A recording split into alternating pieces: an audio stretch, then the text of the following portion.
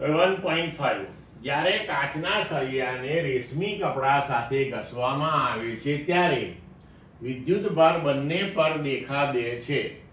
આવી ઘટના પદાર્થોની અન્ય જોડીઓ માટે પણ જણાય છે.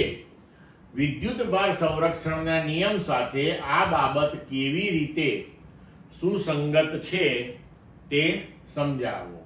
હવે જ્યારે કાચના સળિયા અને રેશમના કપડાને આપણે લઈએ ત્યારે ઘસ્યા પહેલા એ બંને વચ્ચે ઘર્ષણ કરાવતા પહેલા કાચના સળિયા પરનો વિદ્યુતભાર અને રેશમના ટુકડા પરનો વિદ્યુતભાર શૂન્ય છે. એટલે કે તંત્રનો કાચના સળિયા અને રેશમના ટુકડાથી બનેલું તંત્ર વિચારીએ તો તેનો ચોખ્ખો વિદ્યુતભાર જે છે, કુલ વિદ્યુતભાર જે છે શૂન્ય થાય છે.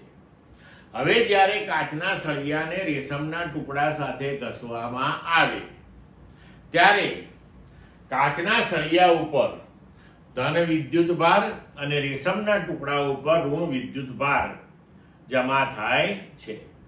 તો આ પ્રક્રિયામાં કાચના ટુકડા ઉપર જેટલો ધન વિદ્યુતભાર જમા થાય છે તેટલો જ ઋણ વિદ્યુતભાર રેશમના ટુકડા ઉપર જમા થાય છે. એટલે જો આપણે એ બંનેનો બૈજિક સરવાળો લઈએ તો તંત્રનો કુલ વિદ્યુતભાર એટલે કે ચોખ્ખો વિદ્યુતભાર એ શૂન્ય થશે. એટલે ઘસ્યા પહેલા અને ઘસ્યા પછી તંત્રનું કુલ વિદ્યુતભાર અચળ રહે છે અને આપણે વિદ્યુતભારનું સંરક્ષણ કહીએ છીએ.